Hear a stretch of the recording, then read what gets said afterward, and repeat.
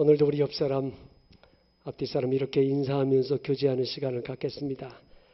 당신의 얼굴은 해같이 빛이 납니다. 한 사람의 수명을 80년이라고 할 때 그 평생 소비하는 시간을 통계적으로 내보니까 잠자는 시간이 25년, 밥 먹는 시간이 6년, 누군가를 기다리는 시간이 2년, 화내는 시간이 2년, 화장실 가는 시간 3년, 일하는 시간 26년. 그런데 웃는 시간은 88일밖에 안 된다고 해요. 인생에 웃을 일이 별로 없다는 뜻이기도 하지만 삶이 너무 삭막한 거예요. 80년 중에 웃는 시간은 88이니까 석 달밖에 안 되는 거예요. 여러분, 초대교회 그리스도인 하면 떠오르는 단어가 있어요. 초대교회 그리스도인. 기쁨이에요. 이 초대교회 성도들은요, 늘 기쁨이 충만했어요. 그래서 여러분, 우리가 사도행전을 읽어보면 성령 받고 은혜 받은 초대교회 성도들에게는 기쁨이 있어요.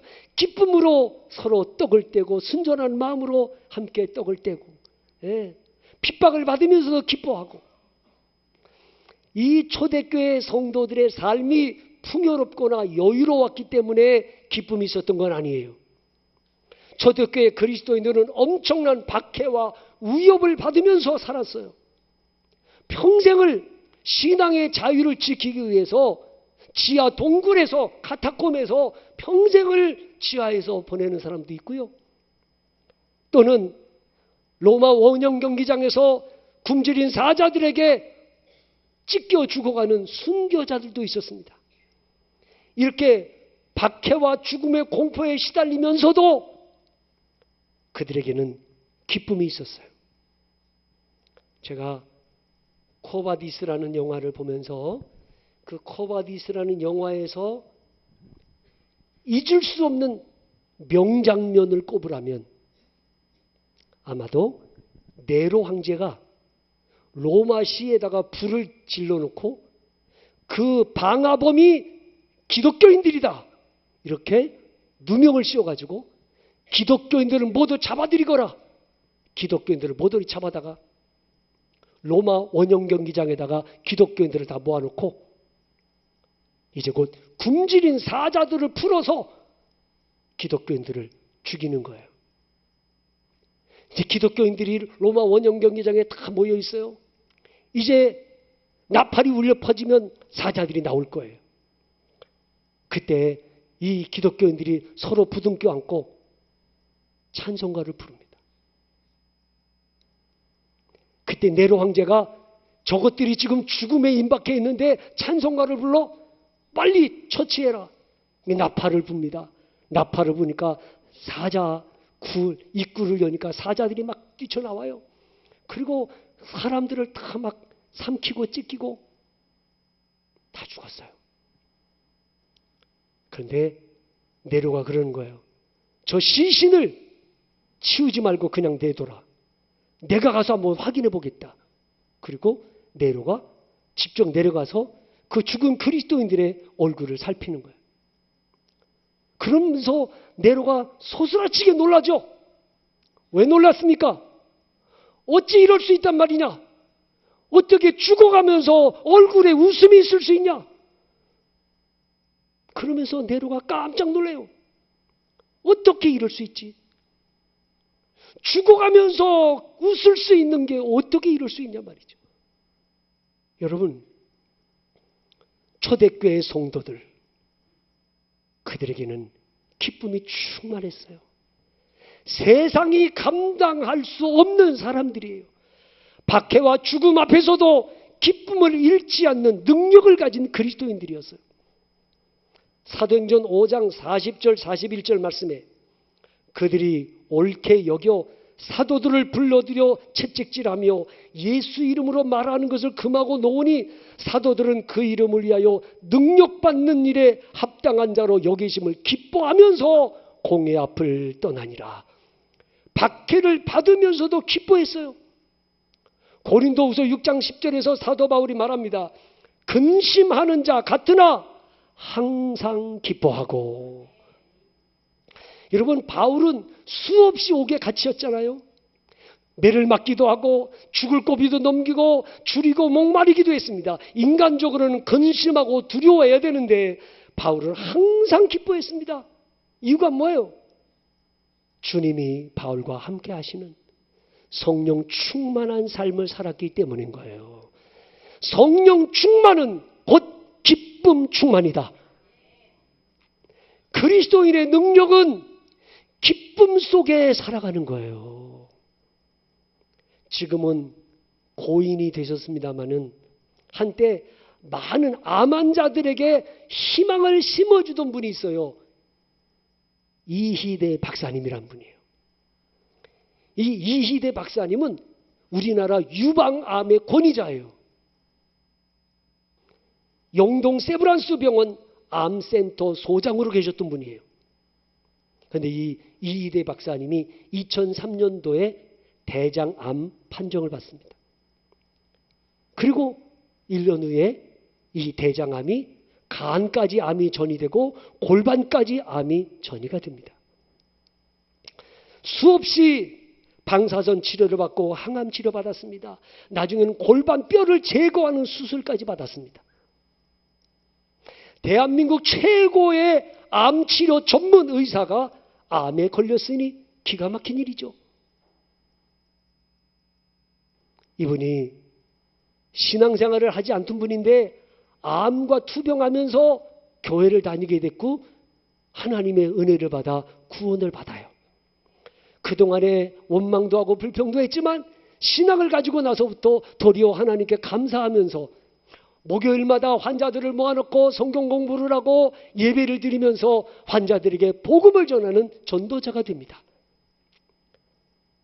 암 발병한 지 10년 후인 2013년도에 그는 하나님의 부르심을 받았습니다.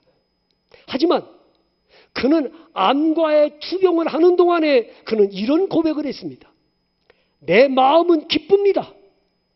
잠을 못 잘 정도의 극심한 통증이 여전하지만 그 덕분에 하나님을 깊게 만나게 되었으니 암은 내게 축복입니다. 여러분, 수많은 암 환자들이 이 이희대 박사님을 통해서 신앙을 갖게 된 것은 다른 거 아니에요. 이희대 박사님의 입술에는 감사가 있고 얼굴에는 기쁨이 넘치는 모습을 보았기 때문인 거예요. 그리스도인의 능력은 기쁨에 있는 거예요. 여러분, 예수 믿으면 구원받습니다. 예수 믿으면 천국 갑니다. 예수 믿으면 영생을 얻고 예수 믿으면 부활을 얻습니다. 라고 전하면서 정작 기쁨이 없다면 내가 전하는 그 복음은 짝퉁이 되고 마는 거예요. 짝퉁이지. 구원받으면 기쁨이 있잖아요. 천국을 소유하면 기쁨이 있잖아요. 영생을 얻으면 기쁨이 있어요. 부활의 소망이 있으면 기쁨이 있습니다. 그렇다면 오늘 우리가 예수 믿고 천국 가세요, 예수 믿고 영생 얻으세요 라고 말하지 않아도 날마다 주님의 은혜 안에서 기쁨이 넘치는 삶을 산다면 이게 곧 복음인 거예요. 그리스도인들이 우울하게 살고 어둡게 살고 절망 속에서 살고 탄식하면서 살고 원망하면서 산다면 누가 내가 전하는 복음을 받아들일 수 있겠어요? 좋은 일이 있을 때만 기뻐하면요, 기뻐할 일이 많잖아요. 고난 중에도 기뻐하고, 질병이 들어도 기뻐하고, 실패했어도 기뻐하고, 문제 속에서도 기뻐해야 진짜 그리스도인이요, 명품 그리스도인이 되는 거예요. 짝퉁은 좋은 일이 있을 때만 반짝이는 거예요. 여러분, 세례 요한의 기쁨을 보세요. 요한복음 3장 29절 30절 말씀에 신부를 취하는 자는 신랑이나 서서 신랑의 음성을 듣는 친구가 크게 기뻐하나니 나는 이러한 기쁨으로 충만하였노라. 그는 흥하여야 하겠고 나는 쇠하여야 하리라. 예수님은 신랑이고 나는 신랑 옆에 있는 들러리에 불과하다는 거죠. 예수님은 주인공이고 나는 엑스트라에 불과하다는 거죠. 세례 요한을 따르던 수많은 사람들이 어느 날 갑자기 세례 요한으로부터 등을 돌리고 예수님을 따라가는 거예요. 왕따를 당했습니다. 이제 세례 요한을 따르는 사람이 거의 없습니다. 외롭고 고독합니다. 어찌 보면 열등감과 배신감에 막 괴로워해야 되는데 세례 요한은 나는 도리어 기쁨이 충만하다고 말합니다. 왜냐하면 내 정체성을 발견했기 때문이다. 예수님이 영광을 받으셔야 되고 예수님이 주인공 돼야 되고 나는 예수님을 빛나게 해야 되는 조연에 불과하기 때문이다. 나는 이러한 기쁨이 충만하였노라. 이게 진짜 그리스도인 아닙니까? 사람들이 내게서 등을 돌리고 나를 따르던 사람들이 내 길을 다 떠나갈 때 그때 외롭고 고독하고 배신감에 젖어 있어야 되는데 세례 요한은 그럼에도 불구하고 나는 기쁨이 충만하다. 여러분 하박국 선지자의 기쁨을 보십시오. 하박국서 3장 17절 18절에 비록 무화과 나무가 무성하지 못하며 포도나무에 열매가 없으며 감람나무에 소출이 없으며 밭에 먹을 것이 없으며 우리의 양이 없으며 외양간에 소가 없을지라도 나는 여호와로 말미암아 즐거워하며 나의 구원의 하나님으로 말미암아 기뻐하리로다. 나라가 장차 패망하고 쑥대밭이 될 것이지만 그럼에도 절망하거나 원망하지 않고 도리어 기뻐하고 즐거워함은 우리가 믿는 하나님은 나를 버리지 아니하시고 마침내 구원해 주시는 하나님이라고 하는 소망이 있기 때문이라는 거죠. 여러분 우리도 힘들 때 있잖아요. 어려움 당할 때 있잖아요. 고통과 절망 가운데 신음할 때 있잖아요. 그럼에도 불구하고 내가 기뻐할 수 있는 것은 내가 믿는 하나님은 나를 이대로 버리지 아니하시고 마침내 내게 구원의 은총을 베푸시는 하나님이신 걸 믿기 때문인 거예요. 사도 바울의 기쁨을 보세요. 오늘 본문 빌립보서 2장 17절 18절 다 같이 한번 읽어보겠습니다. 시작. 만일 너희 믿음의 재물과 섬김 위에 내가 나를 전제로 드릴지라도 나는 기뻐하고 너희 무리와 함께 기뻐하리니 이와 같이 너희도 기뻐하고 나와 함께 기뻐하라. 아멘. 여러분 이 빌립보서를 쓸 때 사도 바울이 어디 있었습니까? 로마 감옥에 갇혀 있었죠. 지금 로마 감옥에 갇혀 있어요. 언제 풀려날지 몰라요. 아니 로마 감옥에서 죽을지도 몰라요. 그래서 바울은 이렇게 말하는 거예요. 내가 나를 전제로 드릴지라도. 전제라는 게 뭡니까? 재물을 태워서 불사른 다음에 거기에다가 포도주를 붓는 제사가 전제입니다. 그런데 지금 사도 바울은 자기의 피를 붓겠다는 거예요. 피. 나를 제물로 드리고 그 위에 내 피를 쏟아부어 내가 순교하고 죽는다 할지라도 나는 기뻐하고 기뻐하리라. 내가 이 감옥에서 나가지 못하고 이 감옥에서 죽는다 할지라도 난 기뻐하고 기뻐할 것이다. 왜요? 바로 그 앞에 있는 16절 때문이에요. 16절. 다 같이 시작. 생명의 말씀을 밝혀 나의 다름질이 헛되지 아니하고 수고도 헛되지 아니하므로 그리스도의 날에 내가 자랑할 것이 있게 하려 함이라. 아멘. 이 사실 때문에 왜 바울은 로마 감옥에 갇혀서 전제와 같이 내 피를 쏟아붓고 죽는다 할지라도 내가 기뻐할 수 있는 것은 내 수고가 헛되지 않고 다름질이 헛되지 않고 마지막 그리스도의 날에 자랑할 것이 있기 때문이라는 거죠. 그리스도의 날에 자랑할 것이 있기 때문에 나는 기뻐하고 기뻐하겠다. 진정한 그리스도인은 고난 중에도 기뻐하고 죽어가면서도 기뻐하고 항상 기쁨 속에서 살아가는 것이 진짜 그리스도인인 거예요. 여러분, 세상 사람들이 나를 보면서 진짜 그리스도인이야, 명품 그리스도인이야. 뭘로 알 수 있을 것 같아요? 어려움과 고난 중에서도 항상 기쁘게 사는 거예요. 감사하면서 살아가는 거예요. 데살로니가전서 5장 16절, 17절, 18절 항상 기뻐해라. 쉬지 말고 기도해라. 범사에 감사하라. 이는 그리스도 예수 안에서 너희를 향하신 하나님의 뜻인지라. 항상 기쁘게 사는 거. 여러분, 기쁨의 능력이 뭐예요? 기쁨의 능력. 당신은 참 그리스도입니다. 라는 정체성을 가지게 되는 거예요. 진짜 그리스도인이라는 정체성. 항상 기쁘게 사는 거예요. 여러분, 우울하게 살지 마세요. 어둡게 살지 마세요. 불평하면서 살지 마세요. 항상 기쁘게 사는 사람이 되세요. 예. 기쁨의 능력이 어디 있을까요? 잠언서 17장 22절 말씀에 마음의 즐거움은 양약이라도 심령의 근심은 뼈를 마르게 하느니라. 잠언서 15장 30절 말씀, 눈이 밝은 것은 마음을 기쁘게 하고 좋은 기별은 뼈를 윤택하게 하느니라. 한마디로 여러분, 기쁘게 사는 것이 최고의 건강 비결인 거예요. 일본의 한 의사가 18명의 암 환자를 데리고 오사카에 있는 웃음 극장에 데리고 간 거예요. 세계 최초로 웃음에 의한 암 치료를 실험하는 시간인 거예요. 그래서 이 웃음 극장에 들여보내기 전에 18명의 암 환자들의 혈액을 다 채취한 거예요. 혈액을 채취해가지고 NK, 이 NK 세포라는 게 있어요. NK 세포가 뭐냐 하면 이게 내추럴 킬러라고 하는 거예요.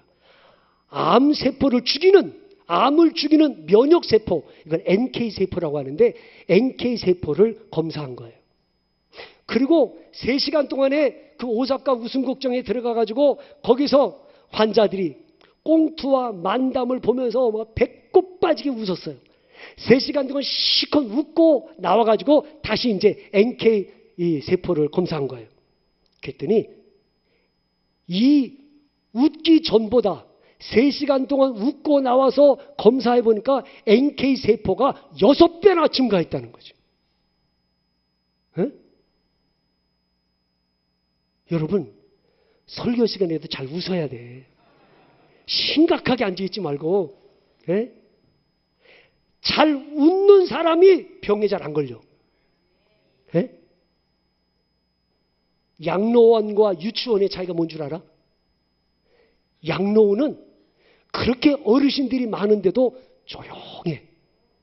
유치원은 서너 명밖에 없는데도 시끌벅적하고 웃음 까르르 까르르 웃고, 이게 유치원이야. 여러분, 어린아이같이 잘 웃어야 돼요. 최고의 건강 비결이에요. 그래서 기쁨이야말로 최고의 항암제다. 잊지 마셔야 돼요. 잘 웃으세요. 응? 제가요, 우리 집사람한테 아침에 밥 먹으면서 유머를 얘기해 줬어요. 여보, 이거 최근 유머야. 따끈따끈한 유머야. 그리고 유머를 얘기해 주잖아. 그러면 다 알고 있어요. 그러면 제가 그 다음에 해줘야 안 해줘요? 안 하는 거예요. 여러분, 알고 있어도 막 웃어주면 내가 그 다음에 또 유머를 해줄 텐데 한 번 해주고 지금까지 안 해주고 있어요. 좀 속아주면 안 되나? 내가 그래서 좀 웃겨주려고 유머를 얘기해주면 재밌다고 막 그러면 해줄 텐데, 잘 웃을 수 있다는 거 얼마나 감사한 일이에요. 여러분, 데일 카네기라고 하는 사람이 웃음 예찬이라는 글에서 다음과 같은 얘기를 했어요. 웃음은 별로 소비되는 것은 없으나 건설하는 것은 많으며 주는 사람에게는 해롭지 않으나 받는 사람에게는 넘치고, 짧은 인생으로부터 생겨나서 그 기억은 길이 남으며, 웃음이 없이 부자가 된 사람도 없고 웃음을 가지고 가난한 사람도 없다. 웃음은 가정의 행복을 더하며 사업에 활력을 불어넣어주며 친구 사이를 더욱 가깝게 해주고 피곤한 자에게 휴식이 되며 실망한 자에게는 소망이 되고 우는 자에게는 위로가 되고 인간의 모든 독을 제거하는 해독제이다. 그런데 웃음은 살 수도 없고 빌릴 수도 없고 도둑질 할 수도 없는 것이다. 멋있잖아요. 웃음은 돈 주고 살 수 없어요. 누군가에게 빌릴 수 있는 게 아니에요. 다른 사람의 마음에 있는 기쁨을 내가 훔쳐올 수 있는 것도 아닙니다. 이 웃음은, 이 기쁨은 위로부터 하나님이 주시는 선물인 거예요. 그래서 이 기쁨이라고 하는 단어가 헬라어로는 카라라고 그래요. 카라. 그리고 은혜라고 하는 단어는 헬라어로 카리스라고 그래요. 그래서 이 카라와 카리스라는 단어는 한 단어에서 파생된 거예요. 여러분, 은혜 받으면 기쁨이 생깁니다. 성령의 은혜 안에 살면 늘 기쁘게 살 수 있습니다. 왜 기쁨이 없어요? 은혜가 식었기 때문이에요. 은혜가 사라졌기 때문이에요. 여러분, 우리는 오늘 한 주간 동안도 하나님의 성령의 은혜 안에서 기쁨이 넘치는 삶을 살 수 있기를 바랍니다. 그래야 진짜 그리스도인, 명품 그리스도인으로 인정받아요. 그렇게 기쁘게 살면 감기도 이기고 암도 이기고 질병도 이기는 면역이 강화되는 거예요. 우리가 예배 시간에 나와서요, 이 예배 시간에 예배 드리는 가운데 보이지 않는 가운데 하나님의 은혜가 여러분의 영혼을 적시는 거예요. 은혜 받고 한 주간을 또 기쁘게 힘차게 살아가야죠. 예? 요한복음 4장 14절에서 예수님이 이런 말씀하셨어요.